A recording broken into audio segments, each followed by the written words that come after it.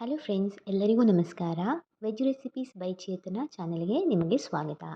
ನೀವೆಲ್ಲರೂ ಚೆನ್ನಾಗಿದ್ದೀರಂತ ಭಾವಿಸ್ತಾ ಇವತ್ತಿನ ವಿಡಿಯೋವನ್ನು ಶುರು ಮಾಡುವ. ಇವತ್ತಿನ ರೆಸಿಪಿ ಹಾಗಲಕಾಯಿ ಗೊಜ್ಜು. ಇದು ಸಿಂಪಲ್ ಆಗಿ ಮಾಡುವಂಥದ್ದು. ನಾನಿಲ್ಲಿ ಈ ರೆಸಿಪಿಗೆ 2 ಹಾಗಲಕಾಯಿಯನ್ನು ತಗೊಂಡಿದ್ದೇನೆ.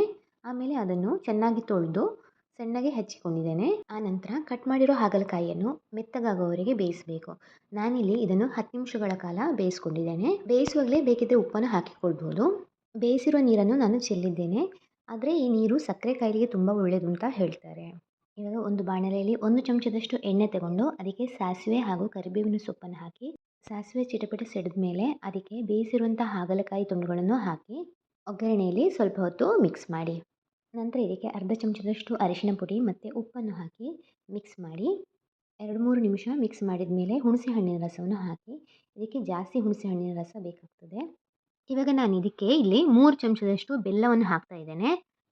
ಹಾಗಲಕಾಯಿ ಜಾಸ್ತಿ ಕಹಿ ಇದ್ದರೆ ಅದಕ್ಕೆ ನೀವು ಜಾಸ್ತಿ ಬೆಲ್ಲ ಹಾಕ್ಬೋದು. 2 ನಿಮಿಷಗಳ ಕಾಲ ಇದನ್ನು ಮಿಕ್ಸ್ ಮಾಡಿ. ಖಾರಕ್ಕೋಸ್ಕರ ನಾನು 2 ಚಮಚದಷ್ಟು ಸಾಂಬಾರು ಪುಡಿಯನ್ನು ಹಾಕ್ತಾ ಇದ್ದೇನೆ. ಇದು ಮನೆಯಲ್ಲೇ ಮಾಡಿರುವಂತಹ ಸಾಂಬಾರು ಪೌಡರ್. ಆಮೇಲೆ ಇದನ್ನು ಚೆನ್ನಾಗಿ ಮಿಕ್ಸ್ ಮಾಡಬೇಕು. ಇವಾಗ ನಾನು ಇದಕ್ಕೆ ನೀರನ್ನು ಸೇರಿಸ್ತಾ ಇದ್ದೇನೆ. 1 ಗ್ಲಾಸ್ನಷ್ಟು ನೀರನ್ನು ಸೇರಿಸಿದರೆ ಸಾಕು. ಆಮೇಲೆ ಇದನ್ನು ಚೆನ್ನಾಗಿ ಮಿಕ್ಸ್ ಮಾಡಿ 6-7 ನಿಮಿಷಗಳ ಕಾಲ ಮಸಾಲೆಯಲ್ಲಿ ಹಾಗೆ ಬೇಯಲಿ. ಹಾಗಲಕಾಯಿ ಗೊಜ್ಜು ಇವಾಗ ಅನ್ನದೊಂದಿಗೆ ಸರ್ವ್ ಮಾಡಲಿಕ್ಕೆ ರೆಡಿಯಾಗಿದೆ. ತುಂಬ ಸುಲಭವಾಗಿ ಇದನ್ನು ನೀವು ಮಾಡಬಹುದು. ಈ ರೆಸಿಪಿಯನ್ನು ನೀವು ಟ್ರೈ ಮಾಡಿ ಹೇಗೆ ಬಂದಿದೆ ಅಂತ ಹೇಳಿ. ಈ ವಿಡಿಯೋ ಇಷ್ಟವಾದರೆ ಲೈಕ್ ಮಾಡಿ, ಶೇರ್ ಮಾಡಿ ಹಾಗೂ ಸಬ್ಸ್ಕ್ರೈಬ್ ಮಾಡಿ. ಮುಂದಿನ ವಿಡಿಯೋದಲ್ಲಿ ಸಿಗೋಣ. ಬಾಯ್.